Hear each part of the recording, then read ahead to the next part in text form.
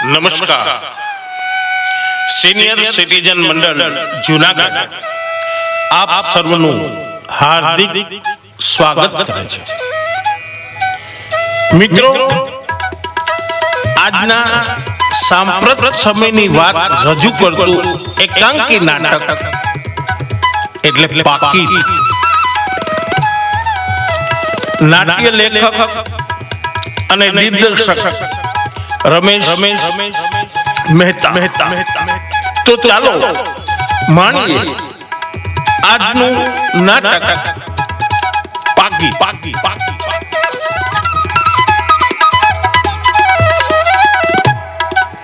અરે રામભાઈ, તમે અહીં બહાર બેઠા છો?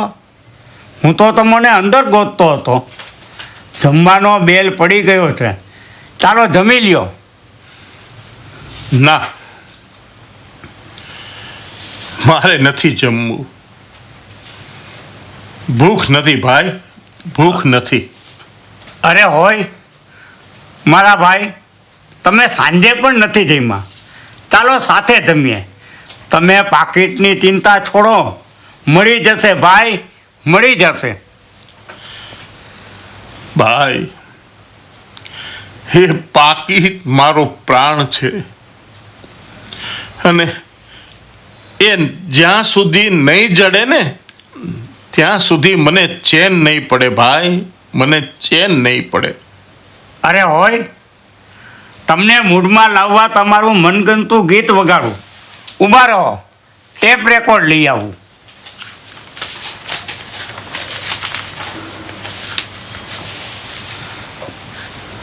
હવે તમે મૂડમાં આવી જશો. જુઓ, તમારું મનગમતું અમુદાનભાઈ ગઢવીએ ગાયેલ કસુંબીનો રંગ સંભળાવું. કે મેં માણી જાનને ના હૈયામાં પોઢમતા પીધો કસુંબીનો રંગ કે ના દોલા બાબણ કેરી ધારાએ ઉપાયમો કસુંબીનો રંગ. હો રાજ મને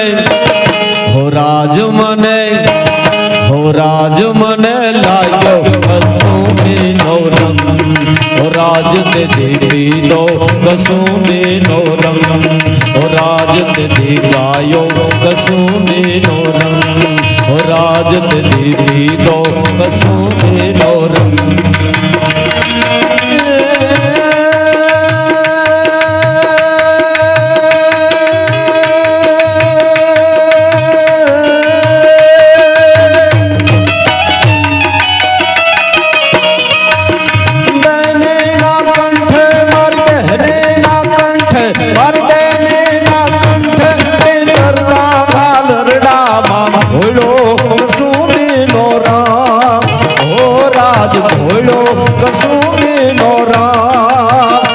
તમે બંને અહીં ડાયરો જમાયો છે અને બધા તમને અંદર ગોતે છે.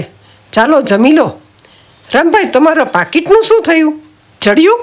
બસ આ પાકીટની જ મોકાણ છે. જુઓ ને, આ રામભાઈ ઉદાસ થઈને બેઠા છે, જમવાની ના પાડે છે. હવે તો મારે નથી જમવું. નહીં ચુનીભાઈ, તમે મારી પાછળ ભૂખ્યા ન રહો. જાઓ, તમે જમતા આવો. ચુનીભાઈ, તમે જમતા આવો. જાઓ, બંને જમતા આવો અને પાકીટ ચડી જશે. પાકીટમાં ક્યાં હીરા માણેક જડ્યા હતા? અરે રાધાબેન, એ પાકીટમાં હીરા માણેકથી પણ વધુ મારો ભાવ સમાયેલો છે.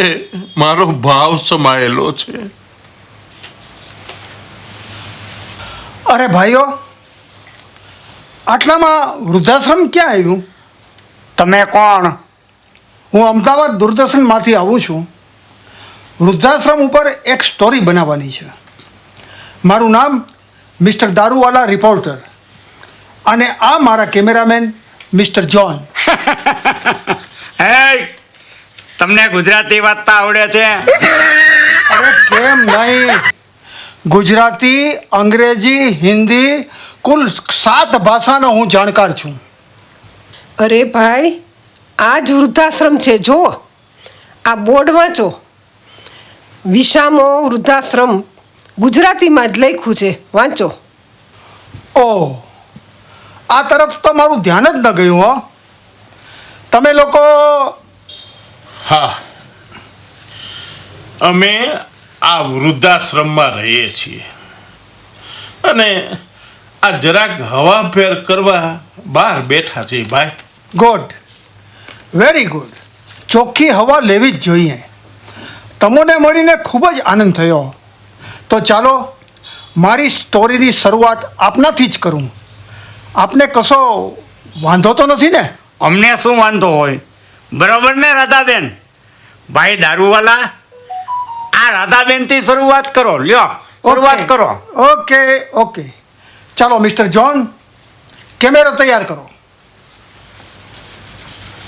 ચાલો બા, આ તરફ આવી જાઓ અને આ કેમેરા સામે જોઈને બોલજો. અરે, અમારા રાધાબેન ફોરેન રિટર્ન છે, એને કાંઈ કરતા કાંઈ સમજાવવું નહીં પડે હો. Okay, very good. જો બા, તમારા પૂરા નામ સાથે આ આશ્રમમાં આવવા મજબૂર થયા તે વર્ણન કરવાનું છે. રેડી છો બા? Ready ready. નમસ્કાર મિત્રો, અમદાવાદ દૂરદર્શનમાં આપનું સ્વાગત છે. હું મિસ્ટર દારૂવાલા આપની સમક્ષ આજની ગંભીર સમસ્યા, કુટુંબ વિભાજન અને મા બાપની અવગણના. વિજ્ઞાને પ્રગતિ તો કરી, પણ સામાજિક સમસ્યાઓમાં વધારો પણ થયો.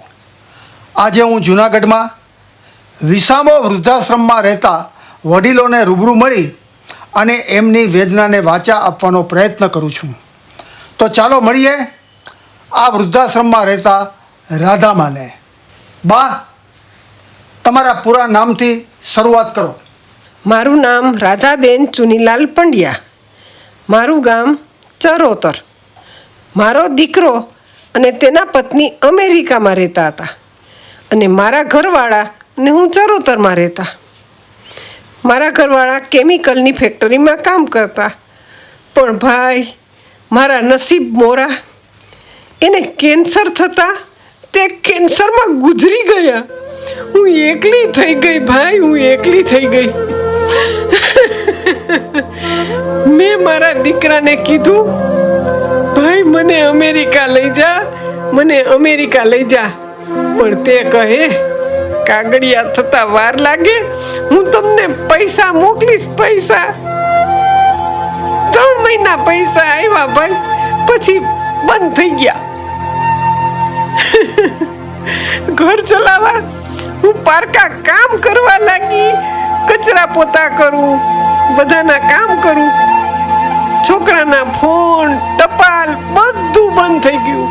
હું જીવું છું કે મરી ગઈ, કોઈ તપાસ નહીં ભાઈ, કોઈ તપાસ નહીં.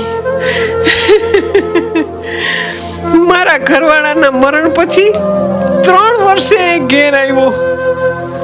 હું રાજીના રેડ થઈ ગઈ. દીકરો જોઈ મારા જીવમાં જીવ આવ્યો ભાઈ. મને કહે, આપણે અમેરિકા જવાનું છે. હું નવાઈ પામી ગઈ. હવે તમારે અહીં નથી રહેવાનું. આ મકાન પણ હવે શું કરવા છે? વેચી નાખીએ. અરે ભાઈ, એણે અમેરિકામાં બેઠા બેઠા મકાનનો સોદો પણ કરી નાખ્યો. હું તો સમજી જ ન શકી. પુત્રના પ્રેમમાં અમેરિકા ગઈ, પણ ભાઈ હું જઈને પછી મને ખબર પડી કે અહીંયા તો મને આયા તરીકે અને એક કામવાળી તરીકે લઈ ગયો હતો. મારે તેના છોકરાને સાચવવાના, ઘરકામ કરવાનું, મારી સાથે કામ સિવાય કોઈ વાતચીત નહીં. અને ક્યારેક છોકરા રોવે તો મને મારા દીકરાની વહુ મારે હો, મને મારા દીકરાની વહુ મારે. ઘરમાં ત્રાસ વધતો જ ગયો. આમ ને આમ મેં 3 વર્ષ ત્યાં નરકાગર જેવા કાઢ્યા. અંતે ત્રાસીને ઘર છોડી આપણા ગુજરાતી ભાઈને ત્યાં આશરો લીધો અને એમણે મને અહીં ગુજરાતમાં મોકલી. 1 મહિનો એમને ત્યાં હું રોકાણી. શું કાગળિયા કર્યા એની કાંઈ મને ખબર નથી, પણ હવે હું અહીં સુખી છું ભાઈ, ખૂબ સુખી છું. અને અહીં અમે પરિવાર જેવું વાતાવરણ મળ્યું છે ભાઈ, મને અહીં પરિવાર જેવું વાતાવરણ મળ્યું છે. આ બધા મારા ભાઈઓ જ છે. બસ રાધાબેન, છાના રહો. તમે તો અમને પણ રોવરાવ્યા. મિત્રો, આ હતી રાધામાની આપવીતી. આજના યુવાધનને સમજવા જેવી વાત છે કે જે માતા પિતા તમને જન્મ આપે છે એ જ માતા પિતાની વૃદ્ધાવસ્થામાં સેવા કરો, પરંતુ તરછોડો નહીં. હવે આપણે મળીશું બીજા વડીલને. આવો વડીલ, તમારી આપવીતી જણાવો. અરે ભાઈ, આપણને બોલતા બોલતા ના આવડે હો. આ રામભાઈ ના આવડે, એ બોલશે. તો આવો દાદા, તમે તમારી આપવીતી જણાવો. આવો દાદા, તમે તમારી કઈ મજબૂરીથી અહીં આવ્યા તે જણાવો, તથા અહીંની જમવાની રહેવાની વ્યવસ્થા, ક્યારેક તમને બહાર જમવા અહીંથી લઈ જાય છે, તેમજ તમને મળવા સગાવાલા આવે છે વગેરે જણાવો. ચાલો મિસ્ટર જોન, કેમેરો દાદા તરફ લ્યો. દાદા, હવે બોલો. નમસ્તે. હે ભાઈ, આ મારું પાકીટ ખોવાયું એ આમાં જાહેરાત કરું? અરે દાદા, આમાં મેં તમને કહ્યું તે વિગતવાર કહો. ભલે ભાઈ, ભલે ભાઈ. નમસ્તે. આ અમારા વૃદ્ધાશ્રમમાં કોઈ સગાવાલા મળવા નથી આવતા. અમુકને એમની દીકરીઓ મળવા આવે છે. અરે ભાઈઓ, સગા હોય ને તે વાલા નથી હોતા, અને જે વાલા હોય તે સગા નથી હોતા. ભાઈ, અહીંયા રહેવાની જમવાની વ્યવસ્થા ખૂબ સારી છે હો. અને અમને છે ને ક્યારેક ક્યારેક કોઈના તરફથી બહાર જમવા પણ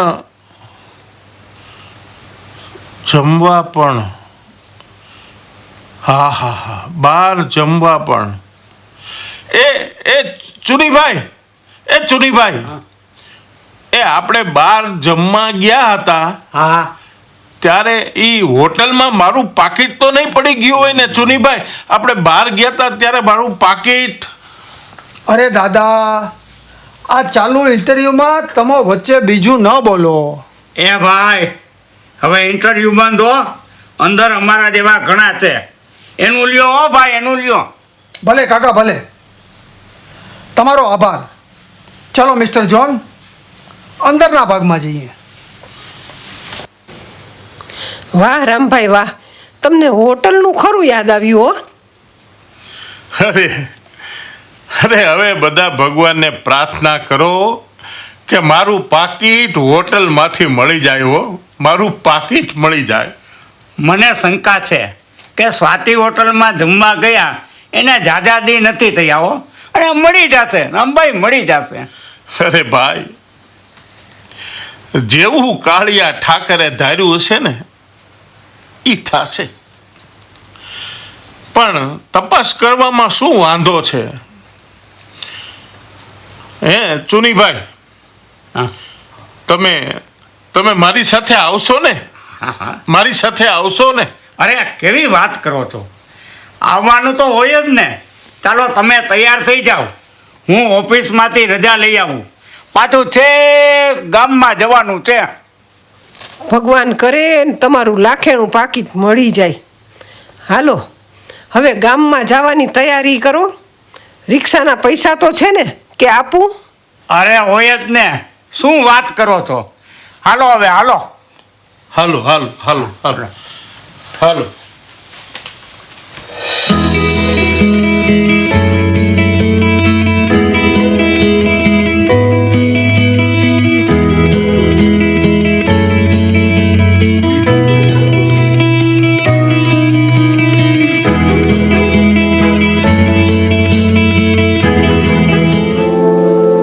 શેઠ, જય શ્રી કૃષ્ણ. જય શ્રી કૃષ્ણ. હાજી બોલો. શેઠ, કાલે અમને આ વૃદ્ધાશ્રમ વાળાઓને આપણા નગર શેઠ તરફથી અમને અહીં જમવા બોલાવ્યા હતા. હા આવ્યા હતા ખરી. યસ. ત્યારે મારું પાકીટ કદાચ અહીં પડી ગયું છે. જો આપને મળ્યું હોય તો. હવે પાકીટ તો મેળવ્યું છે વડે, પણ તમારું છે એની સાબિતી શું? કારણ કે એમ તો ગમે એ આવીને કે મારું પાકીટ છે, કે ખાતરી આપો તો ખબર પડે. ખાતરીમાં તો છે ને શેઠ, એમાં એવું છે ને કે એ મારા પાકીટમાં 50 રૂપિયા અને એક શ્રી કૃષ્ણનો ફોટો છે. મારા શ્રી કૃષ્ણ વડીલ, શ્રી કૃષ્ણનો ફોટો તો બધાય રાખતા હોય, પણ કેવા પ્રકારનો ફોટો છે એક વિસ્તારથી વર્ણન કરો ને તો ખબર પડે. એ મારો ગોવર્ધનધારી શ્રી કૃષ્ણનો ફોટો એ મારા પાકીટમાં મેં રાખ્યો છે. શેઠ, ગોવર્ધનધારી શ્રી કૃષ્ણનો ફોટો મેં મારા પાકીટમાં રાખ્યો છે. હા વડીલ, આ પર્સ તમારું જ છે, પણ વડીલ ખોટું ન લગાડતા. એમાં શું છે કે અમારે અહીંયા છે ને ઘણા બધા લોકો આવતા હોય. કોઈ મોબાઈલ ભૂલી જાય, કોઈ પર્સ ભૂલી જાય, કોઈ સોનાની વીંટી ભૂલી જાય, ઘણું બધું ભૂલી જતા હોય. એટલે જનરલી અમારે છે ને સાબિતી વગર તો અમે ના આપીએ ને. ઘણી વખત અમે છે ને પર્સ એટલા માટે ચેક કરતા હોય કે એમાંથી આપણને કંઈક લિંક મળી જાય એમની, તો આપણે એને પર્સ પાછું આપી શકીએ. એટલે પર્સમાં કોઈનું વિઝિટિંગ કાર્ડ જોવા મળે આપણને, કોઈ આઈ કાર્ડ હોય, અથવા કોઈ ફોન નંબર હોય, અથવા કોઈ એના ફેમિલી મેમ્બર્સનો ફોટો હોય, અથવા સૌ પરિવાર બધાનો ફોટો હોય.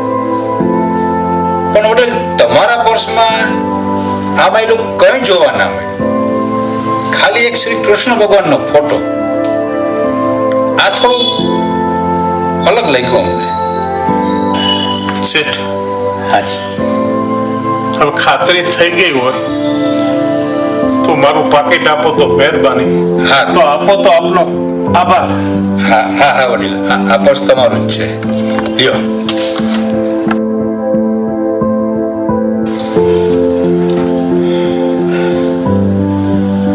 આપનો ખૂબ ખૂબ આભાર શેઠ, આપનો પણ વડીલ, વાતમાં હું તમને ચા પાણીનું તો પૂછતા જ ભૂલી ગયો. શું લેશો આપણે? ચા, કોફી, ઠંડુ કઈ? બેસો બેસો, આપ બેસો. એક કામ કરો, મને એક ગ્લાસ પાણી પાઈ દે. પીરાઈ દે, ચોક્કસ પીરાઈ દો. આવો આવો આવો, આપણે બેસીને વાત કરીએ. આવો આવો, આપણે બેસીને વાત કરીએ થોડા.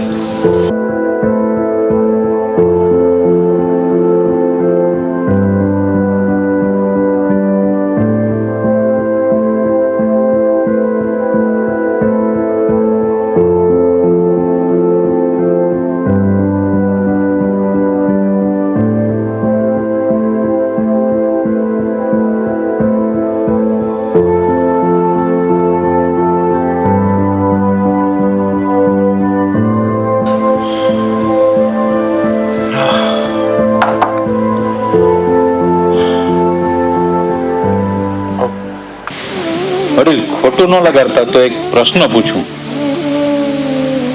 તમારા પાકીટમાં બીજું કાંઈ નહીં અને માત્ર શ્રી કૃષ્ણ ભગવાનનો ફોટો કેમ?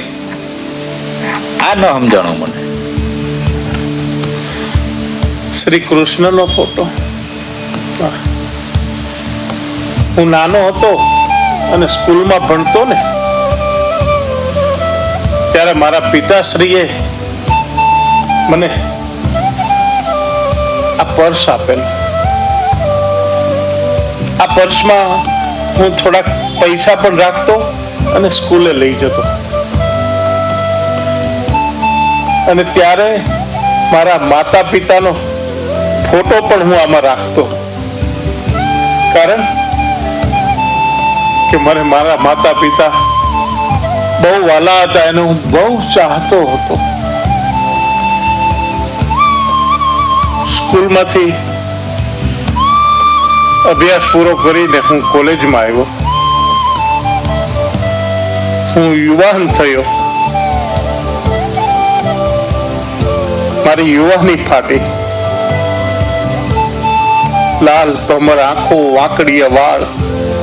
હું અરીસામાં જોઈને મારી જાત ઉપર ખુશ થતો. મેં મારો ફોટો પડાવ્યો.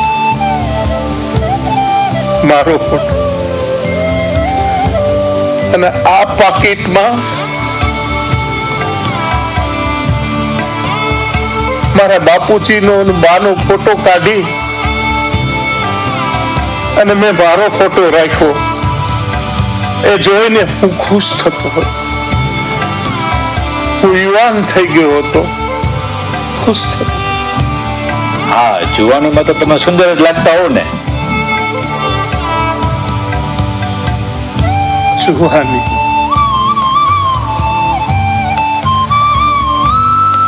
એ મારી જુવાની પૂરી થઈ. કોલેજમાંથી હું ભણીને બહાર નીકળ્યો. મારા પિતાશ્રીએ મારા લગ્ન કરાવી આપ્યા. મને સુશીલ, સંસ્કારી, સુંદર પત્ની મળી. અને મેં વળી પાછું એ મારી પત્નીનો ફોટો પડાવ્યો અને આ પાકીટમાંથી મારો ફોટો કાઢી અને મારી પત્નીનો ફોટો રાખ્યો.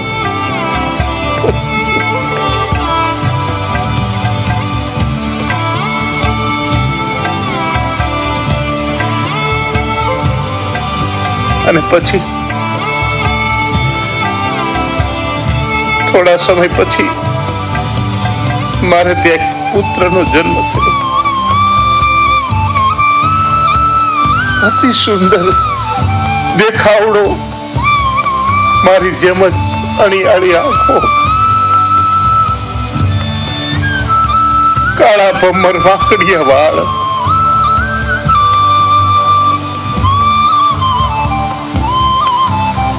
એના માળજામાં મારો કાળજાનો કટકો ગણતો એનો ફોટો પડાવ્યો.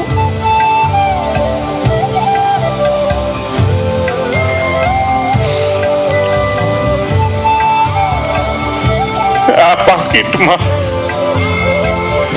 મારી પત્નીનો ફોટો કાઢી મેં મારા દીકરાનો ફોટો રાખ્યો. કારણ હું પેઢીએ જતો ને ત્યારે હું આ પાકીટ મારી સાથે રાખતો અને દીકરાની યાદ આવે ત્યારે આમાંથી એનું મોઢું જોઈ લેતો, ખુશ થઈ જતો.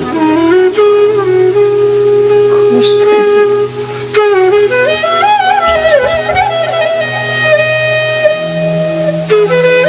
કેમ વડીલ ઢીલા પડી ગયા?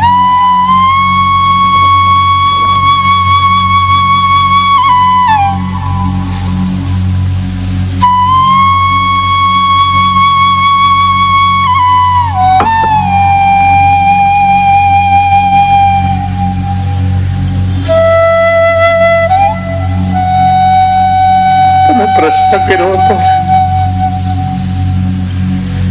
કે પાકીટમાં કૃષ્ણનો ફોટો કેમ?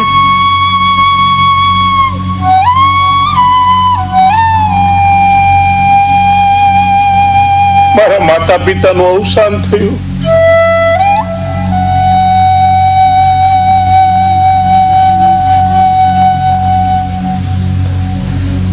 થોડા સમય બાદ મારી પત્નીનું પણ અવસાન થયું. ત્યારે મારો દીકરો ફક્ત 5 વર્ષનો હતો.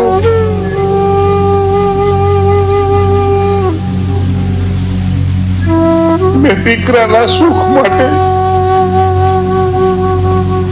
બીજા લગ્ન ન કર્યા.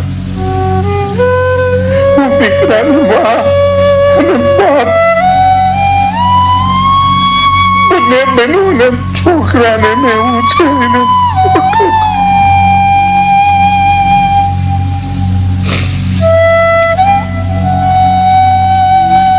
હિંમત રાખો વડીલ.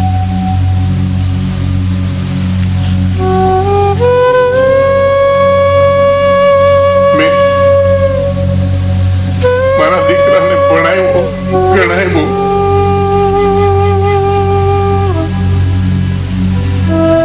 મારી પેઢી એને સોંપી.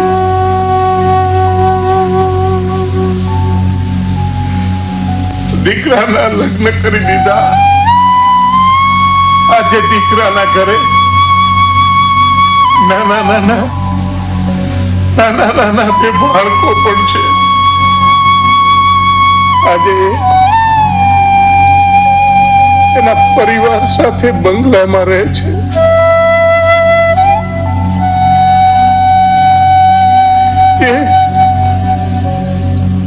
એ એના નોકરોને સાચવી શકે છે, પણ આ એક લાચાર બાપને નથી સાચવી શકતો. કારણ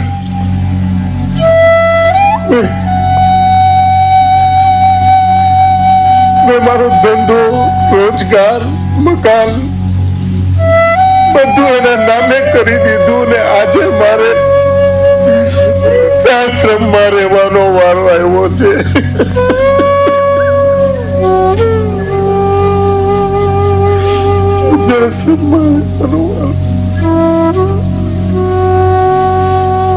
આજે મારા પરિવારમાંથી મને પૂછવા વાળું કોઈ નથી. દીકરાને પણ સમય નથી મળતો બાપની ખબર કાઢવાનો.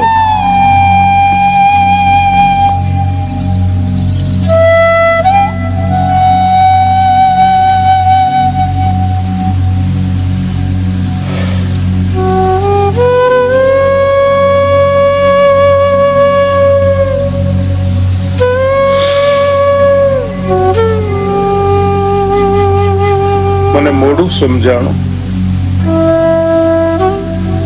જેને મેં મારા હૃદયમાં રાખ્યા એ બધા જ મારાથી દૂર જતા રહ્યા.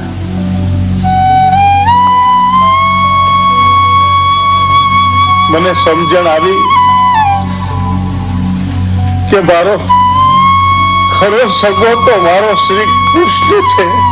શ્રી કૃષ્ણ છે. શ્રી કૃષ્ણ.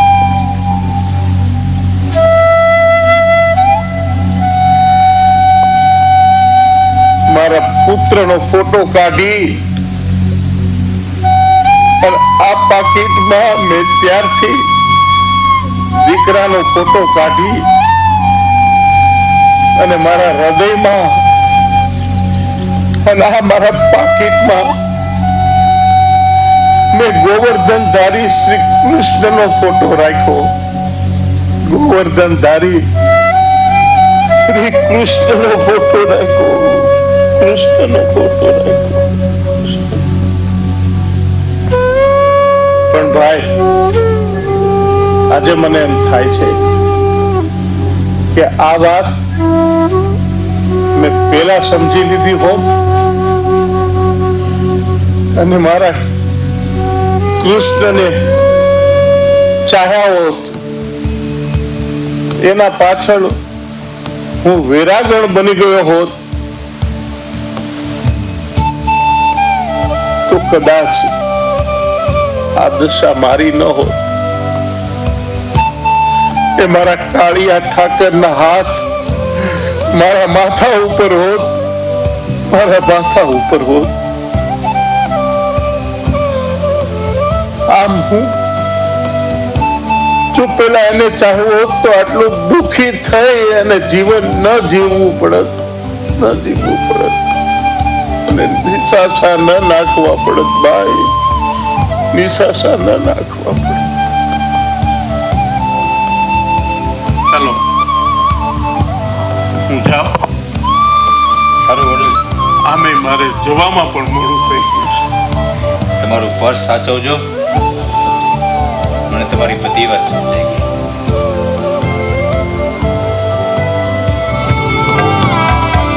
સારું વડીલ, આવજો.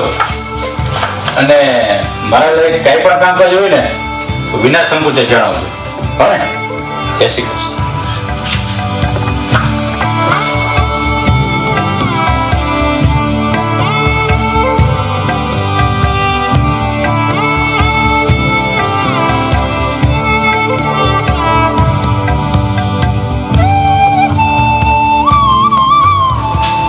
અરે છોટું, સાંભળતો ભાઈ, બજારમાં જા અને મારા માટે એક ભગવાન શ્રી કૃષ્ણનો ફોટો લેતો આવ. મારે પર્સમાં ફોટો રાખવો છે. નમસ્કાર નમસ્કાર નમસ્કાર. તો મિત્રો, આ હતી અમદાવાદ દૂરદર્શનમાં આજની આપણી સ્ટોરી, વૃદ્ધાશ્રમમાં રહેતા વૃદ્ધોની વેદના.